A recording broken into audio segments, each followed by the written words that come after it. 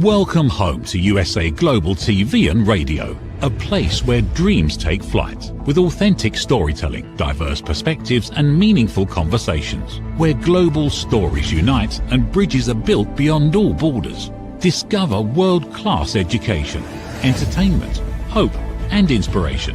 Together, we're building bridges worldwide. Subscribe to our channel, USA Global TV.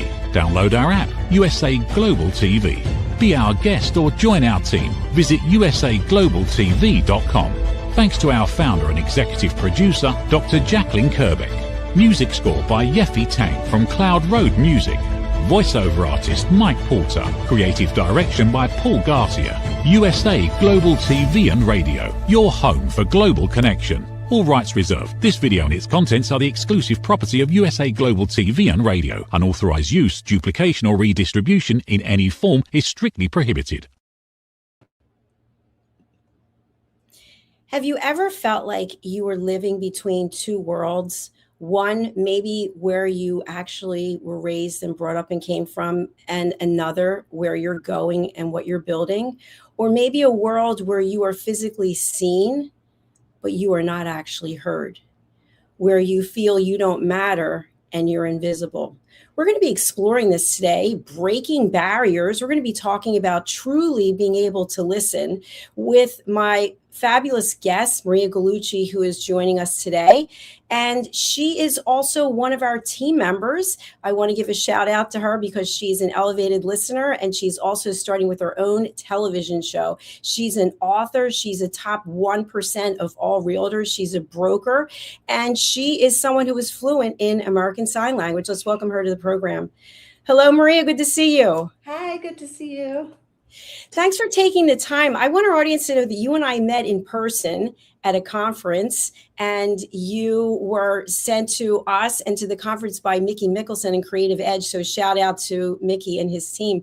And I was really taken with you. You have this presence about you, and you have this aura about you that I immediately felt drawn in. And I would think that that really helps. Has anyone ever told you that before?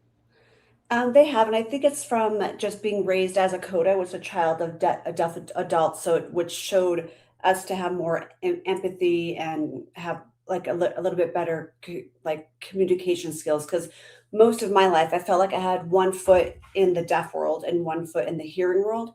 So as a child, I didn't realize that I was learning one of the most important leadership skills, because that's how you bridge the gaps between people who experience the world they experience it differently. Absolutely. And thank you for being so forthright and sharing that with us. You are very successful in your career, and yet you have had this background growing up with your parents and then learning American Sign Language that enables you to take your skill set to a whole other level. And I think that's really important. I want to focus on it because many of us have the ability, the capability to fully hear and comprehend, but we actually don't listen. And many times we have no compassion and no empathy, and it's all about us and getting done whatever it is that we have on our priority list. So when did you realize that this skill set that you have for being able to engage with people would actually help people find homes? I think when I noticed that as a young child, just noticing the communication barriers that my parents had faced and how people don't really listen or see what they need. So I think that I learned at a very young age that communication isn't just about talking, it's about understanding people. And that shaped my leadership style, because great leaders, they listen before they lead, and people want to feel valued and heard. I agree with that. Thank you. What are some of the body language images that resonate with you that you can tell if someone is totally present? They're engaging and with eye contact. Eye contact is very important to me. It's hard for me to communicate with anybody who has sunglasses on, and I've always had that because in sign language we talk with our expressions and our hands, and so for me I have to be able to see them, and I feel like if they're looking at you instead of looking away, then they're listening. And when they respond to you, because some people are on their phone, or you could tell they have checked out of the conversation. And so I think that for me, it's easy for me to notice if people are listening or not, because we have to do that in sign language, because we're watching with our hands. It's interesting that you brought that up, because there are many people around the world who believe they can multitask. So they can actually listen to what you're saying, but they're typing on their computer, they're on their phone, they're watching TV. And I know myself that since I teach people elevated listening, this is not possible. And I think the same thing when people are wearing sunglasses. You don't know where they're actually looking, or if they're even paying attention to what you're saying. So I personally will always take my sunglasses off. I think it's etiquette and manners.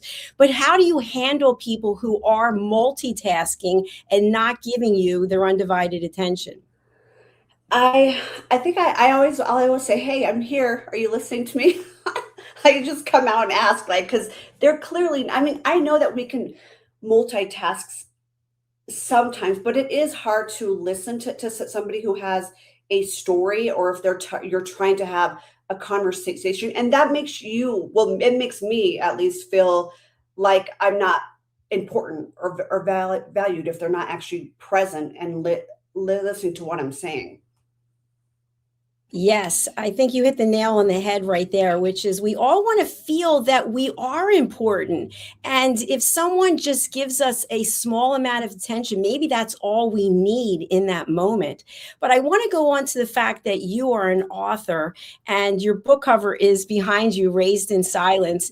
And I want to bring up your Amazon link as well so that people can go there. What is it that motivated you to write this book?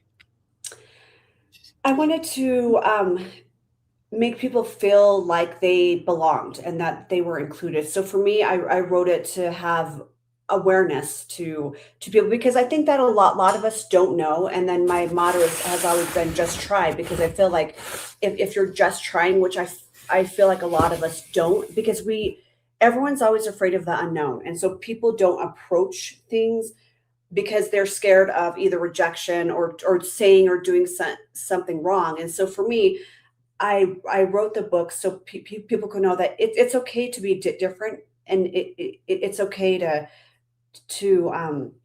try with people and just make people feel like they belong. And I believe that if each of us did that, we'd have a lot more peace in the world, peace in our hearts, and compassion. So bravo to you for writing that book. And when people read the book, what are one or two things you want them to take away aside from what you just shared?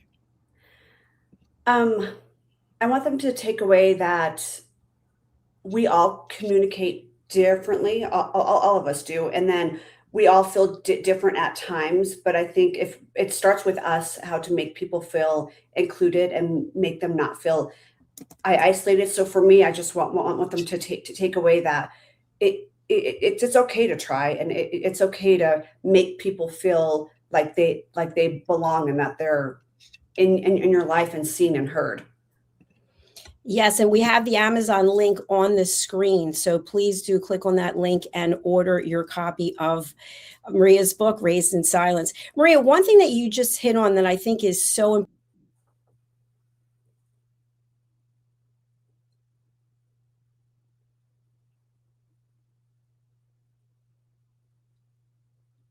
It's all right, folks. It's live TV and these things happen, right? We just roll with it. StreamYard just here I am. I'm back again. One thing I wanted to bring up is your point about fear. Many times we are so afraid to think something, to do something, to make an attempt at something, that we become paralyzed by fear. And it's interesting because when we look at the fact that life is limited in this lifetime, we only have so much time to do what it is we want to do. But yet, how much time we spend thinking about what if I do this? What if I do that? So I want to talk now about the fact that not only did you grow up in a home where your parents had challenges with hearing and you had to adapt, but you are thriving. And not only are you thriving, but you are certainly communicating to the world that it's okay to be different. It's okay to stand on your own 2 feet and say, you know what? Maybe I'm not like everybody else, but that's kind of boring. I am who I am. What do you have to say about that? I think that many of us thinks that there's challenges, especially growing up in the deaf and the hard of hearing community. And I think for me, it's breaking down barriers, because we all have barriers, and it isn't about knocking down all the walls. It's about building bridges. And so my entire life has been spent helping people understand one another, whether it's between the deaf and hard of hearing communities, or buyers or sellers, or businesses and clients. And so I think simply one human being to another, like, I think if we just help them, because the greatest barrier isn't language or culture. It's assuming that someone else's experience isn't the same as ours. And the moment we become curious and truly listen, I feel like it starts to disappear, make them feel like they do belong. Maria, you just hit on the word, which is assumptions. We assume all kinds of things. If you've ever been in a relationship and someone didn't call, you assume the worst. They're in the hospital. You go through various scenarios of why they're not calling, but yet maybe the answer is simple, that they just don't want to talk to us, and they don't want to be friends with us. Or we assume that someone's not going to like us, or that we're not going to fit in. And so what are some things, when you think about the show, we're on iconic women, what are some behaviors that you have observed that have helped you to realize, I'm going to stand as I am right now. I am empowered and empowering just the way I am. I think we were made fun of a lot as children, because our parents were different, and so we weren't the normal, as they would say, family, because we grew up with the deaf community. So for us, I always saw my parents get isolated. I always saw us get isolated and made fun of. And I've stuttered my entire life, so I was made fun of for stuttering. And so I think for me, when my dad had told me, that's their issue, not yours, and so don't let that shape you. And so I think for me, that made me more resilient, and know that I'm never going to let someone else feel the way we did growing up. Very powerful words from your father. I really like them. We have the option. I always feel every day that we wake up, we have an option to make a choice, and we can choose which path we go down. So we can choose a path of compassion, empathy, knowing that we make mistakes. We all make mistakes, but if you don't try, like your motto, just try, you might be living the rest of your life wondering, what if? Mm-hmm. When did you learn American Sign Language? Because I think this fits in perfectly, because it's something we could all learn. I could learn it myself, right? Why not have more of us learn American Sign Language? When did you decide to do this? And is it something that anyone really can do? So ASL, which is American Sign Language, is actually my first language, and so English is my second. So my mom said that we learned from how to speak from the TV, and just because there's six of us hearing children, and obviously we went to speech therapy and counseling. So ASL is actually my first language. So when my son was going to take it for a language class, I thought, oh, that this is going to be perfect. He'll pass. He'll get straight A's, because he's always been a straight A student. And when I helped him take the test, I actually flunked it. So I was like, so that was like the first F he ever got. Thank God the teacher let him redo it. But because I learned it, and so for me, I'm fluent in it, and it's my first language, but to actually be taught it, and everything evolves and changes, even English does. And so some of the signs were so different. And so when I was watching him like learn it, I'm like, oh, wow. Like, I'm thankful that I already know it, because anybody can learn it, and they have online classes, but it was a little bit hard for me to try to be taught it, because it was my first language. So I already knew it. So it's an interesting scenario that you just shared. So for your son, it was challenging. So probably for the rest of us, if we didn't grow up with it, it would be challenging. But that doesn't mean it's a reason not to do it, right? It doesn't mean that you should say, well, it's too hard, I don't want to do it. And that's something that we do quite often in life. It's going to be so difficult. Nah, I don't think so. I'm just going to stay in my little comfort zone right here doing what it is that I'm doing. But when you learn to do something to be more inclusive so that you are there for more people, I think that's a beautiful thing. What are your thoughts? I do too, and I think just learning the simple words like "thank you" or "I love you." So just the simple words to put an effort out there, because I think that everybody, one act of kindness, and I've always said this my entire life, can change their entire day. And so you don't know what they're going through that day. So just a basic sign, if you know that they're deaf or hard of hearing, goes a long way with them, and they feel like you're making an effort to try with them. Absolutely. And Maria, I want to talk a little bit, since our show is also about breaking barriers and leadership. If you think of any person who's in a leadership role, you could even be in your family, you're in the leadership role. We have to understand our audience. We have to understand where people are coming from. And although that might sound like a daunting and lifelong process, it's really not. You understand what's important to someone, what their values are, and how we can bring value to them. How does that work in the real estate market? I think for me, it helps because I've sold homes. Built a business, written a book. But so success for me is knowing that I've helped people feel seen, heard, and valued. And so leadership isn't about having all of the answers. It's about being willing to learn and keep showing up for people or your employees. And so I think that some of the strongest leaders I've met aren't like aren't the ones speaking the most. They're the ones that are helping others find their voice and listening to them and seeing what they need for themselves. And I think that that's what I bring to my business, and I have for over 30 years. How did you get started in real estate? So my parents, I was 12 years old. My parents were buying their first home, and so I went to the closing with them, thinking that, oh, they're going to buy a house. It's going to be so exciting. When we got there, and they had no interpreter at all, and so they were giving them the paperwork that I didn't even understand, and you could tell that my parents were struggling, not like, because it's hard. Everybody can, you can read stuff, but if you're actually explained to it in your language, it's different. And so I jumped in and started helping them sign all the papers, and was trying to explain what my 12-year-old mind can explain. And so I just remember leaving that way, or leaving that closing, thinking I'm never going to let anybody feel like that again. And so for me, I've always just made it, and I just realized it doing that I loved real estate and finances. I really admire that.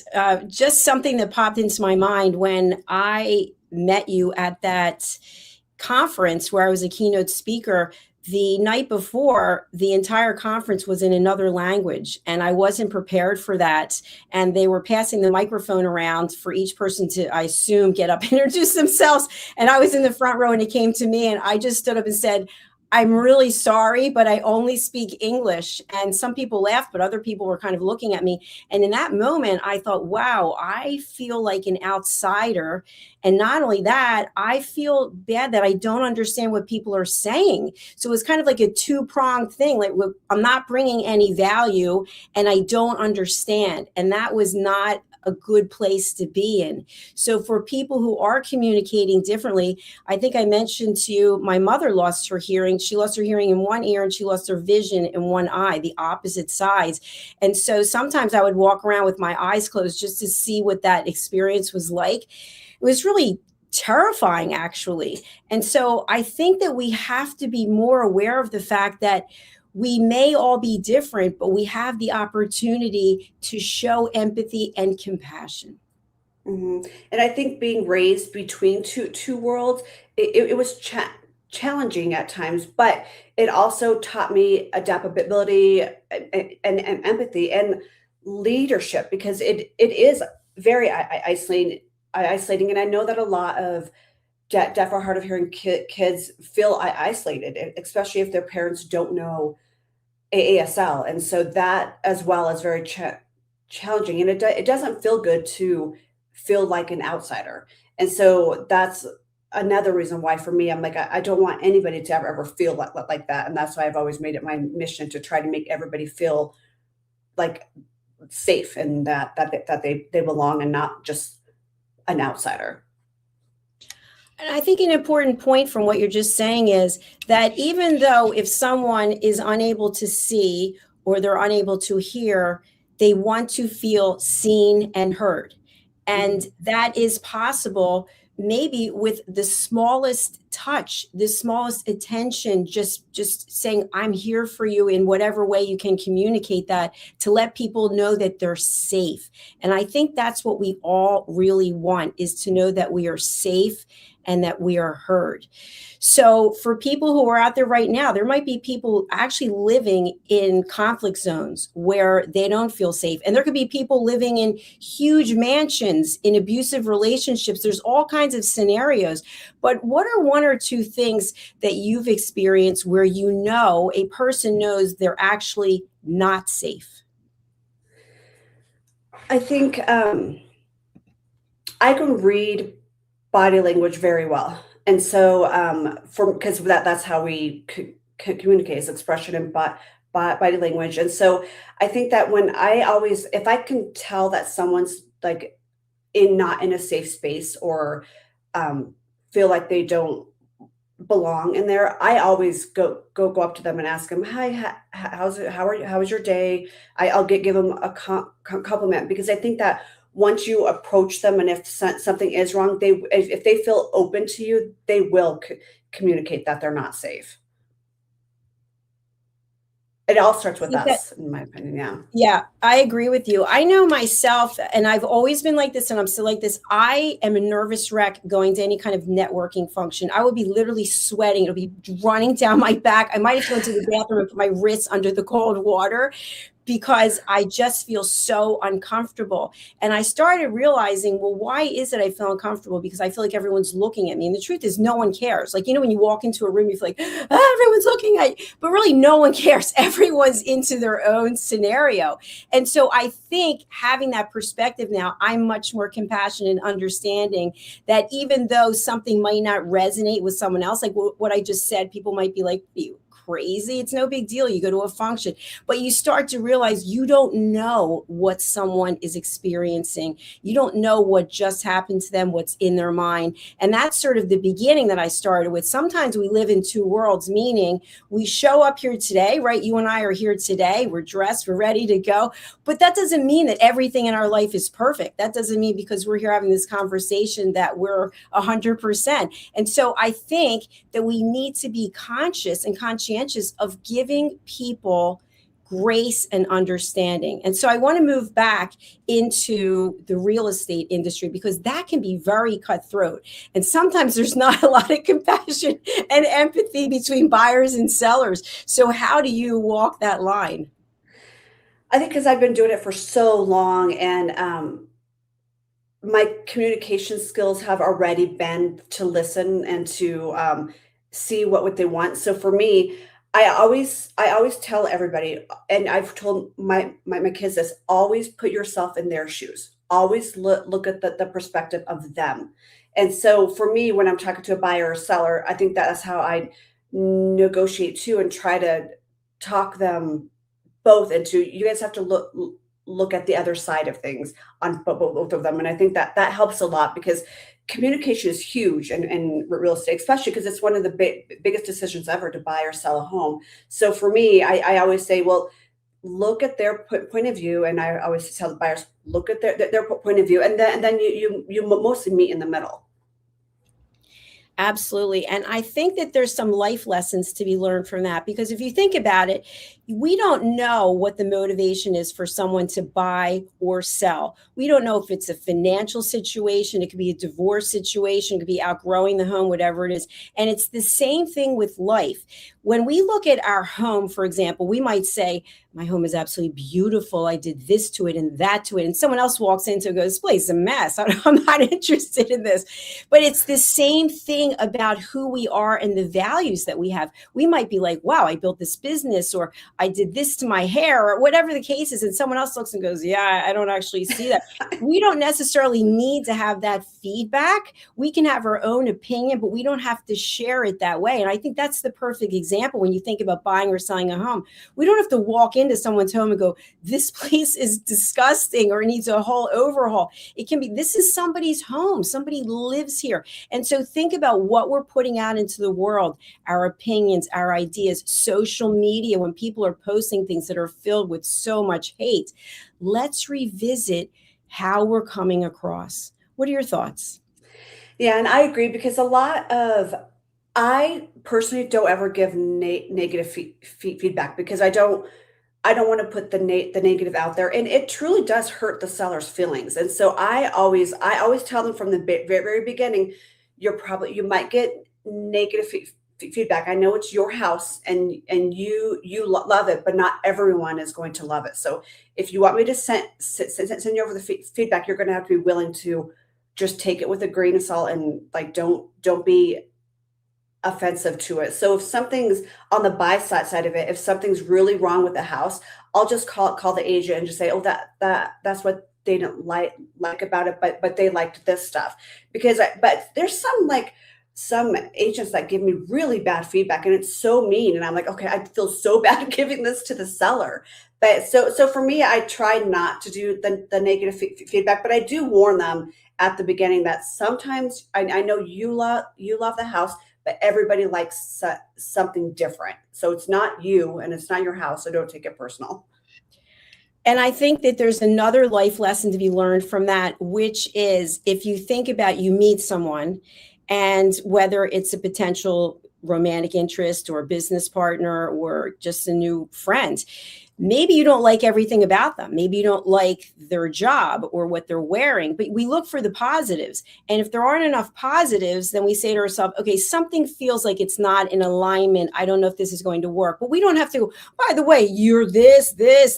We just say, it's not a good fit. And it's the same thing in the real estate industry. Maybe that property's just not the right fit for you, and it's okay. We don't have to take it down to bare bones, so to speak, and rip the seller or their buyer apart. So I feel like that's also a good part of leadership, where we look at the best attributes. What is it that I can effectively get this person to do that they're going to love? It's going to be a passion for them, and they're going to excel at it. I agree with that. And that's why I remember one time I went to this house. I was on the buy side, and it was like awful. It had like rat poop everywhere. It was really, really, really bad. And so I was thinking, and then I started saying, oh, I don't know if this is going to be a good one. It looks like a lot of work. Well, she loved the house, and she actually bought the house, and fixed it all up the way she wanted. So for me, I always try to not do that. And so for leadership, to me, I think it's you always have to just be kind. I always just say that, if you're just kind and sweet. And that's why for me, because I was made fun of and everything, I have a really big heart. So I never want to try to make somebody feel bad. And so for me, I always try to give positive feedback. And that helps. As a leader, you should be showing the best self and not do bad reviews or bad feedback. Of course, people might need something like, you have to correct this, but you did good on this way. So I never just try to give like a negative thing. I always try to do positive, because you don't know what they're going through either, and how it's going to affect their heart and their mind. Absolutely. And one kind comment can really change someone's day. I want to just talk about that example you gave with the house, which I really appreciate.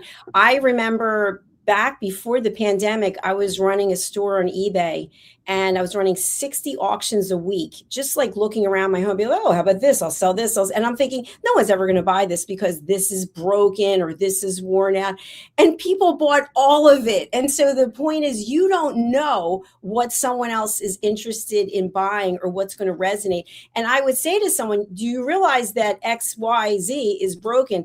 You know what? I always dreamed of having this, and I'll take broken and I'll see if I can fix it. And I think that's the same thing with homes that need work. Some people really look at it as a challenge, or old cars. People think, let me see if I can rehab this. So don't assume that you know what someone else is willing to pay or what it is that someone is motivated by, because we don't actually know. It could be my grandfather had a car like that and I always wanted it, so let me fix it up. So I want to just celebrate the fact that not only are you doing your real estate work and your sign language and your inclusivity and your work as an author, but you have now joined our team, and your first show is going to be on Friday. So what is it that you're passionate about or excited about doing a TV show?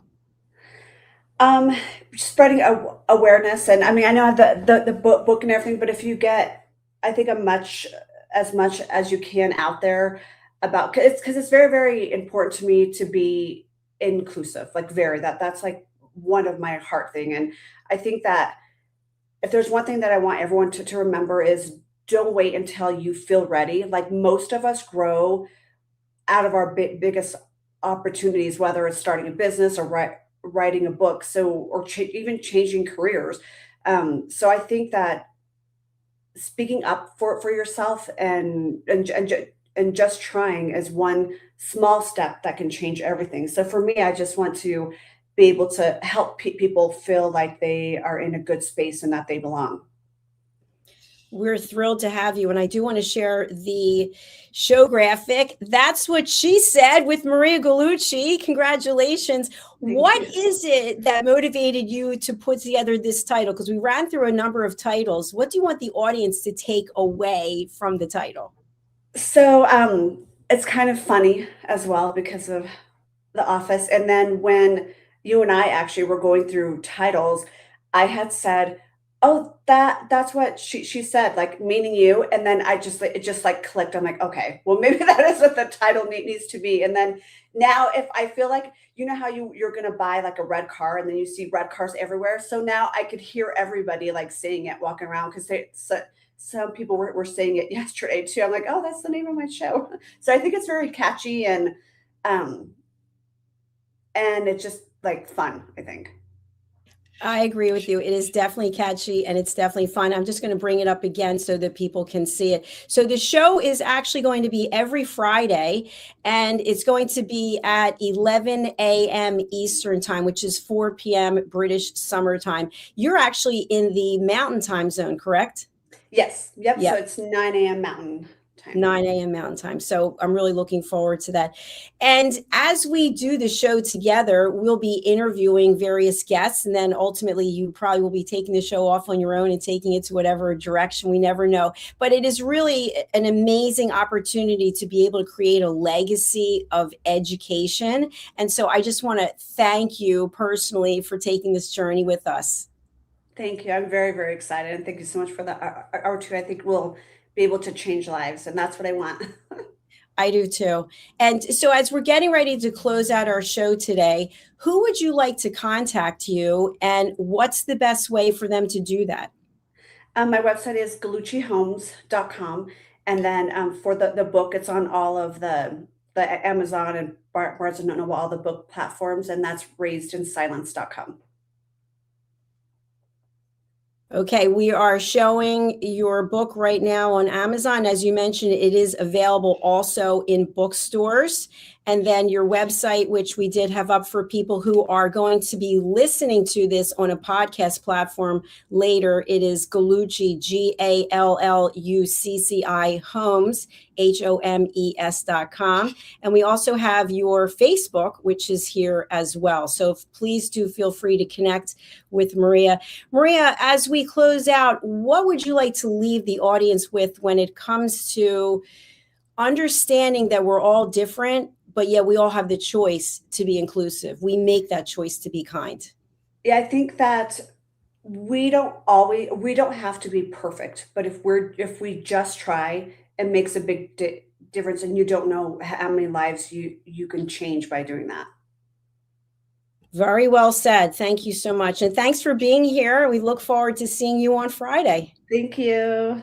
Bye. I'm closing out the show today just asking you to look into the kindness of your heart. Think about children. I know when I go to the gym where I work out, there are so many little kids. I'm not used to being around kids, but they have this curious wonder. They're looking around and mommy this and mommy that. And they're just like a sponge. They just want to know everything. And at some point in our lives, someone tells us, stop doing that. Go to your room. You're not good enough. And I'm not judging that. I'm just saying at that moment, I think that childlike wonder disappears. And so as adults, we have the ability to bring that back. We don't have to go to our room. We don't have to stand in the corner. We don't have to do all these things we might have had to do when we were younger. We have the ability to say, you know what? I know you look different. I look different. You speak differently. You come from a different place, but I want to learn about you. And that is why I do this television network, because I'd love to welcome people from all over the world. I love to hear their stories. And you have the option to do that too. Every day, choose to be kind, choose to be compassionate, because you would want the same thing for yourself. Thank you again for being here. We're going to close out today with a brand new sponsorship from one of our team members, Mr. Red O'Laughlin. He's written a book called Aging Sucks, and it's coming out on July 3rd. Let's take a look. What if many of the problems we associate with aging are not random? What if there are identifiable causes behind declining energy, chronic disease, and memory problems? We have been told that aging is simply something we must accept, that slowing down is normal, that growing older means growing weaker. But what if that's only part of the story? Why do some people remain active and engaged well into their later years? Why do others struggle with disease, fatigue, and declining health? What is happening beneath the surface? What processes drive aging? In Aging Sucks, researcher, educator, and author Red O'Laughlin explores what researchers have discovered about why we grow older.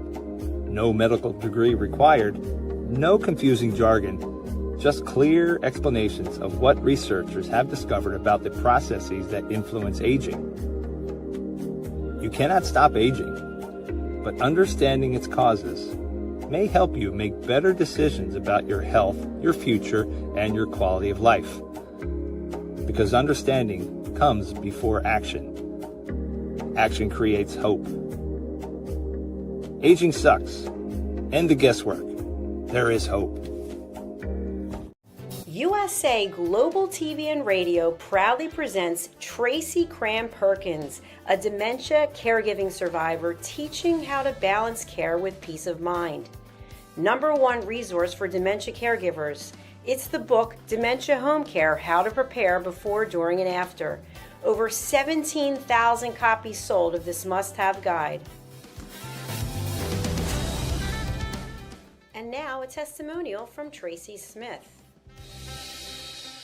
If I was to describe this book to someone who is going through a similar situation, I would underscore how important it is to have some sort of a tool or a guidebook to help you through certain stages. And there's so many, it's such an unknown topic to the average person. And to have this as a reference is essential. It's going to help you get through it personally, as well as help your loved one manage.